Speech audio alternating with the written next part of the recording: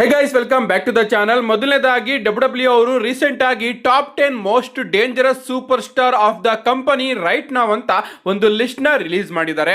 ನನಗೆ ಇದೊಂದು ವಿಚಿತ್ರವಾದ ಲಿಸ್ಟ್ ಅನಿಸ್ತು. ಅಂಡ್ ಈ ಒಂದು ಲಿಸ್ಟ್ ನ ನೀವು ಇಲ್ಲಿ ನೋಡ್ತಾ ಇರಬಹುದು. ನಂಬರ್ 1 ಅಲ್ಲಿ ಜೇಕಬ್ ಫಾಟ್ ಅವರು ಇದ್ದಾರೆ, ನಂಬರ್ 2 ಅಲ್ಲಿ ಒಬಾಫೆಮಿ ಅವರು ಇದ್ದಾರೆ, ನಂಬರ್ 3 ಅಲ್ಲಿ ಬ್ರಾನ್ ಬ್ರೇಕರ್, ನಂಬರ್ 4 ಅಲ್ಲಿ ಬ್ರಾಕ್ ಲೆಸ್ನರ್, ನಂಬರ್ 5 ಅಲ್ಲಿ ಗಂತರ್, ನಂಬರ್ 6 ಅಲ್ಲಿ ಜೇಡ್ ಕಾರ್ಗಿಲ್, ನಂಬರ್ 7 ಅಲ್ಲಿ ರಿಯಾ ರಿಪ್ಲಿ, ನಂಬರ್ 8 ಅಲ್ಲಿ ಡೇಮಿಯನ್ ಪ್ರೀಸ್ಟ್, ನಂಬರ್ 9 ಅಲ್ಲಿ ರಾಕೈಲ್, ನಂಬರ್ 10 ಅಲ್ಲಿ ಟಲ್ಲಾ ಟೊಂಗಾ ಅವ್ರನ್ನ ಡಬ್ಲ್ಯೂ ಅವರು ಇಟ್ಟಿದ್ದಾರೆ ಅಂತ ಹೇಳ್ಬೇಕು. ಸೊ ಡಬ್ಲ್ಯೂ ಪ್ರಕಾರ ಈ ಸೂಪರ್ ಸ್ಟಾರ್ಸ್ ಗಳು top 10 most dangerous super stars ಗಳಂತೆ.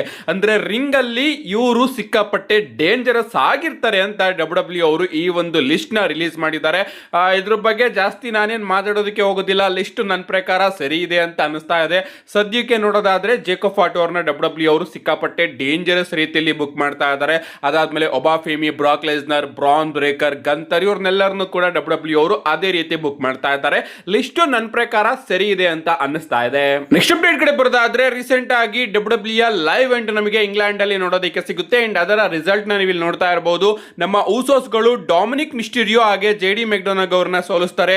ಚಾರ್ಡ್ ಗೆಬಲ್ ಅವರು ರೂಸೆವ್ ಅವ್ರನ್ನ ಸೋಲಿಸ್ತಾರೆ. ಮಾಂಟೆಸ್ ಫೋರ್ಡ್ ಅವರು ಆಸ್ಟನ್ ಥಿಯರಿ ಅವ್ರನ್ನ ಸೋಲಿಸ್ತಾರೆ.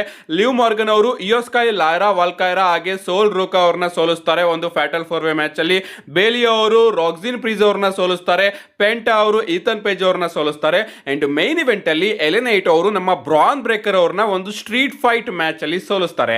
ಇಲ್ಲಿ ಒಂದು ಗಮನಿಸಬೇಕಾಗಿರೋ ವಿಚಾರ ಏನಪ್ಪಾ ಅಂದ್ರೆ ಇದಕ್ಕಿಂತ ಮುಂಚೆ ಇನ್ನ ಒಂದು ಲೈವ್ ಇವೆಂಟ್ ನಮಗೆ ನೋಡೋದಕ್ಕೆ ಸಿಕ್ಕಿರುತ್ತೆ. ಅಂಡ್ ಅಲ್ಲೂ ಕೂಡ ಆ ಒಂದು ಲೈವ್ ಇವೆಂಟ್ ಅಲ್ಲೂ ಕೂಡ ನಮ್ಮ ಎಲೆನೈಟ್ ಅವರು ಮೈನ್ ಇವೆಂಟ್ ಅಲ್ಲಿ ಇರ್ತಾರೆ. ಅಂಡ್ ಈ ಒಂದು ಲೈವ್ ಇವೆಂಟ್ ಅಲ್ಲೂ ಕೂಡ ಎಲೆನೈಟ್ ಅವರು ಮೈನ್ ಇವೆಂಟ್ ಅಲ್ಲಿ ಬ್ರಾನ್ ಬ್ರೇಕರ್ ಅವ್ರನ್ನ ಸೋಲಿಸಿದ್ದಾರೆ. ಅಂದ್ರೆ ನಿಜವಾಗ್ಲೂ ಇದು ಎಲ್ಲೋ ಎಲೆನೈಟ್ ಅವರಿಗೆ ಒಂದು ಒಳ್ಳೆ ವಿಚಾರ ಅಂತ ಅನಿಸ್ತಾ ಇದೆ. ಅಂಡ್ ಡಬ್ಲ್ಯೂ ಅವರು ಎಲೆನೈಟ್ ಅವ್ರಿಗೂ ಕೂಡ ಬುಕ್ಕಿಂಗ್ ನ ಕೊಡೋದಕ್ಕೆ ಕನ್ಸಿಡರ್ ಮಾಡ್ತಾ ಇದ್ದಾರೆ ಅಂತ ಅನಿಸ್ತಾ ಇದೆ. ಅಂಡ್ ಇದರ ನಿಟ್ಟಿನಲ್ಲಿ ನಮ್ಮ ಎಜೆ ಸ್ಟೈಲ್ ಅವರು ಎಲೆನೈಟ್ ಅವರ ಬಗ್ಗೆ ಒಂದು ಸ್ಟೇಟ್ಮೆಂಟ್ ನ ಕೊಟ್ಟಿದ್ದಾರೆ.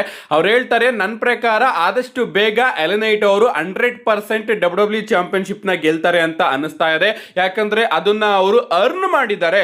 ಸೊ ಅವರು ಚಾಂಪಿಯನ್ ಆಗ್ಲೇಬೇಕು ಅಂತ ನಮ್ಮ ಎಜೆ ಸ್ಟೈಲ್ ಅವರು ಎಲೆನೈಟ್ ಅವರ ಬಗ್ಗೆ ಒಂದು ಕಮೆಂಟ್ ನ ಕೊಟ್ಟಿದ್ದಾರೆ. ಅಂಡ್ ಈಗ ನಮ್ಮ ಎಜೆ ಸ್ಟೈಲ್ ಅವರ ಕೆಲಸ ಡಬ್ಲ್ಯೂ ಕಂಪನಿಯಲ್ಲಿ ಹೊಸ ಟ್ಯಾಲೆಂಟ್ ನ ಹುಡ್ಕೋದು ಅಂಡ್ ಅವರನ್ನ ರಿಕ್ರೂಟ್ ಮಾಡ್ಕೊಳ್ಳೋದು. ಸೊ ಅವರ ಬಾಯಿಂದ ಎಲೆನೈಟ್ ಅವರ ಬಗ್ಗೆ ಈ ರೀತಿ ಸ್ಟೇಟ್ಮೆಂಟ್ ಗಳು ಬಂದಿದೆ. ಇದರ ನಿಟ್ಟಿನಲ್ಲೇ ಎಲೆನೈಟ್ ಅವರು ರೀಸೆಂಟ್ ಆಗಿ ನಡೀತಿರ್ತಕ್ಕಂತಹ ಲೈವ್ ಇವೆಂಟ್ ಗಳನ್ನ ಮೈನ್ ಇವೆಂಟ್ ಮಾಡಿ ಗೆಲ್ತಾ ಇದ್ದಾರೆ. ಅದನ್ನೆಲ್ಲ ನೋಡಿದ್ರೆ ನಿಜವಾಗ್ಲೂ ಎಲೆನೈಟ್ ಅವರಿಗೆ ಒಂದು ಮೇಜರ್ ಪುಷ್ ನ ಡಬ್ಲ್ಯೂ ಅವರು ಕೊಡ್ತಾರೆ ಅಂತ ಅನ್ನಿಸ್ತಾ ಇದೆ. ಬಟ್ ಆಗಿಂದನೂ ಕೂಡ ಕೊಡ್ತಾನೆ ಬರ್ತಾ ಇದ್ದಾರೆ, ಚಾಂಪಿಯನ್ಶಿಪ್ ನ ಗೆಲ್ಲಿಸ್ತಾ ಇಲ್ಲ ಅಷ್ಟೇ. ನೋಡ್ಬೇಕು ಗಾಯ್ಸ್, ಎಲೆನೈಟ್ ಅವ್ರನ್ನ ಡಬ್ಲ್ಯೂ ಅವರು ಚೆನ್ನಾಗಿ ಬುಕ್ ಮಾಡ್ತಾರೋ ಅಥವಾ ಇದೇ ರೀತಿ ನಡೆಸ್ಕೊಂಡು ಹೋಗ್ತಾರೋ ಅಂತ. ನೆಕ್ಸ್ಟ್ ಅಪ್ಡೇಟ್ ಕಡೆ ಬರೋದಾದ್ರೆ ಇದಿರ್ತಕ್ಕಂಥದ್ದು ನಮ್ಮ ಆರ್ಟ್ರೂತ್ ಅವರ ಬಗ್ಗೆ. ನೀವೆಲ್ಲರಿಗೂ ಕೂಡ ಗೊತ್ತೇ ಇರಬಹುದು, ನಿನ್ನೆ ಫಾದರ್ಸ್ ಡೇ ಇತ್ತು. USA ಅವರಿಗೆ ಇವತ್ತು ಫಾದರ್ಸ್ ಡೇ. ನಮ್ಮ ಆರ್ಟ್ರೂತ್ ಅವರು ಕೂಡ ತನ್ನ ತಂದೆಗೆ ವಿಶ್ ಮಾಡಿದ್ದಾರೆ. ಅವ್ರ ತಂದೆ ಯಾರು ಅನ್ಕೊಂಡ್ರಿ? ಮೊದಲನೇದಾಗಿ ನಮ್ಮ ಆರ್ಟ್ರೂತ್ ಅವರು ನನ್ನ ಬಯೋಲಾಜಿಕಲ್ ಫಾದರ್ ಆದಂತಹ ಜಾನ್ ಸಿನಾ ಸೀನಿಯರ್ ಅವರಿಗೆ ಹ್ಯಾಪಿ ಫಾದರ್ಸ್ ಡೇ ನ ವಿಶ್ ಮಾಡ್ತೀನಿ. ಅಂಡ್ ಅದೇ ರೀತಿ ನನ್ನ ಸ್ಟೆಪ್ ಡ್ಯಾಡ್ ಆದಂತಹ ಸ್ಟೋನ್ ಕೋಲ್ಡ್ ಸ್ಟೀವ್ ಆಸ್ಟಿನ್ ಅವ್ರಿಗೂ ಕೂಡ ನಾನು ಹ್ಯಾಪಿ ಫಾದರ್ಸ್ ಡೇ ಅಂತ ವಿಶ್ ಮಾಡ್ತಾ ಇದ್ದೀನಿ. ಹೆಲ್ ಯಾ ಅಂತ ನಮ್ಮ ಆರ್ಟ್ರೂತ್ ಅವರು ಒಂದು ಟ್ವೀಟ್ ನ ಮಾಡಿದ್ದಾರೆ. ಲಿಟರಲಿ ಇಲ್ಲಿ ಅವರು ಜಾನ್ಸಿನಾ ಅವರ ತಂದೆಗೆ ನನ್ನ ಬಯೋಲಾಜಿಕಲ್ ಫಾದರ್ ಜಾನ್ಸಿನಾ ಅವರ ನಿಜವಾದ ತಂದೆ ಅವ್ರಿಗೂ ಕೂಡ ಹ್ಯಾಪಿ ಫಾದರ್ಸ್ ಡೇ. ಅಂಡ್ ಅದೇ ರೀತಿ ನನ್ನ ಸ್ಟೆಪ್ ಡ್ಯಾಡ್ ಆದಂತಹ ಸ್ಟಾಂಗ್ ಕೋಲ್ ಸ್ಟೀವ್ ಆಸ್ಟನ್ ಅವ್ರಿಗೂ ಕೂಡ ಹ್ಯಾಪಿ ಫಾದರ್ಸ್ ಡೇ ಅಂತ ವಿಶ್ ಮಾಡಿದ್ದಾರೆ. ನಿಜವಾಗ್ಲೂ ಇಲ್ಲೂ ಕೂಡ ತಮ್ಮ ಕ್ಯಾರೆಕ್ಟರ್ ಅಲ್ಲಿ ಕಾಮಿಡಿ ಮಾಡ್ತಾ ಇದ್ದಾರೆ. ಅಂದ್ರೆ ಯಪ್ಪ, ಈ ಮನುಷ್ಯ ಮಾತ್ರ ಸಿಕ್ಕಾಪಟ್ಟೆ ವಿಚಿತ್ರ. ನಮ್ಮ ನೆಕ್ಸ್ಟ್ ಅಪ್ಡೇಟ್ ಕಡೆ ಬರೋದಾದ್ರೆ ಇದ್ದಿರ್ತಕ್ಕಂಥದ್ದು ನಮ್ಮ CM ಪಂಕ್ ಅವರ ಬಗ್ಗೆ. ರೀಸೆಂಟ್ ಆಗಿ ನಮ್ಮ CM ಪಂಕ್ ಅವರ ಬಗ್ಗೆ ಬಹಳಷ್ಟು ರೂಮರ್ಸ್ ಗಳು ಬರ್ತಾ ಇತ್ತು. CM ಪಂಕ್ ಆಗಿ ಡಬ್ಲ್ಯೂ ಕ್ರಿಯೇಟಿವ್ ಟೀಮ್ ನಡುವೆ ಸಂಬಂಧ ಸರಿಯಾಗಿಲ್ಲ. ಅಂಡ್ ಅದರಿಂದ CM ಪಂಕ್ ಅವರು ಡಬ್ಲ್ಯೂ ಕಂಪನಿಯಿಂದ ಹೊರಗಡೆ ಬರಬಹುದು. ಅವರ ಕಾಂಟ್ರಾಕ್ಟ್ ಕೂಡ ಇನ್ನೇನು ಮುಗಿತಾ ಬರ್ತಾ ಇದೆ ಹಾಗೆ ಹೇಗೆ ಅಂತ. ಅಂಡ್ ಈಗ ಎಲ್ಲವೂ ಕೂಡ ಕ್ಲಿಯರ್ ಆಗಿದೆ. ಅವರ ಕಾಂಟ್ರಾಕ್ಟ್ ಏನು ಕೂಡ ಮುಗಿತಾ ಬರ್ತಾ ಇಲ್ಲ. ಅಂಡ್ ಅದೇ ರೀತಿ ಡಬ್ಲ್ಯೂ ಕ್ರಿಯೇಟಿವ್ ಟೀಮ್ ನಡುವೆ ಕೂಡ ಅವರ ಸಂಬಂಧ ಏನು ಆ ರೇಂಜ್ಗೆ ಹಾಳಾಗಿಲ್ಲ, ಅಂದ್ರೆ ಹಾಳೇ ಆಗಿಲ್ಲ. ಯಾಕಂದ್ರೆ ಡಬ್ಲ್ಯೂ ಕ್ರಿಯೇಟಿವ್ ಟೀಮ್ ಹಾಗೆ CM ಪಂಕ್ ಅವರು ಒಂದು ಸ್ಟೋರಿ ಲೈನ್ ನ ಒಪ್ಕೊಂಡಿದ್ದಾರಂತೆ. ಅಂಡ್ ಈಗ ಡಬ್ಲ್ಯೂ ಅವರು ಆ ಒಂದು ಸ್ಟೋರಿ ಲೈನ್ ಮೇಲೆ ವರ್ಕ್ ನ ಪ್ರಾರಂಭ ಮಾಡಿದಾರಂತೆ. ಸೊ ನನ್ನ ಪ್ರಕಾರ ಗಾಯ್ಸ್, ನೈಟ್ ಆಫ್ ಚಾಂಪಿಯನ್ಸ್ ಮುಗಿದ ಮೇಲೆ ನಮ್ಮ CM ಪಂಕ್ ಅವರ ರೋಡ್ ಟು ಸಮ್ಮರ್ ಸ್ಲಾಮ್ ಪ್ರಾರಂಭ ಆಗುತ್ತೆ. ಅಂಡ್ ಅದಕ್ಕೋಸ್ಕರ ಅವರು ನೈಟ್ ಆಫ್ ಚಾಂಪಿಯನ್ಸ್ ಮುಗಿದ ಮೇಲೆ ಯಾವ್ದಾದ್ರು ಒಂದು ಮಂಡೇ ನೈಟ್ ರಾ ಅಥವಾ ಸ್ಮ್ಯಾಕ್ ಡೌನ್ ಎಪಿಸೋಡ್ ಅಲ್ಲಿ ರಿಟರ್ನ್ ಆಗೋದು 100% ಕನ್ಫರ್ಮ್.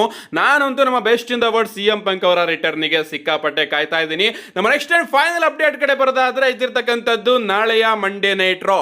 ಸಾರಿ ಇದನ್ನ ನಾವು ನಾಳೆ ಮಂಡೇ ನೈಟ್ ರಾ ಅಂತ ಕರೆಯೋದಕ್ಕಾಗೋದಿಲ್ಲ, ಯಾಕಂದ್ರೆ ಇವತ್ತೇ ನಮಗೆ ಮಂಡೇ ನೈಟ್ ರಾ ನೋಡೋದಕ್ಕೆ ಸಿಗ್ತಾ ಇದೆ. ಇವತ್ತು ರಾತ್ರಿ 11:00 ನಮಗೆ ಮಂಡೇ ನೈಟ್ ರಾ ನೋಡೋದಕ್ಕೆ ಸಿಗುತ್ತೆ. ಎಸ್, ಮಂಡೇ ನೈಟ್ ರಾ ಆಗ್ತಾ ಇರೋದು ಲಂಡನ್ ನ O2 ಎರೆನಾದಲ್ಲಿ. ಸೊ ಅಲ್ಲಿಗೆ ಟೈಮಿಂಗ್ಸ್ ಸಿಕ್ಕಾಪಟ್ಟೆ ಡಿಫರೆಂಟ್ ಇರೋ ಕಾರಣ ಇವತ್ತು ಮಧ್ಯರಾತ್ರಿಯಿಂದ ನಮಗೆ ಮಂಡೇ ನೈಟ್ ರಾ ನೋಡೋದಕ್ಕೆ ಸಿಗ್ತಾ ಇದೆ.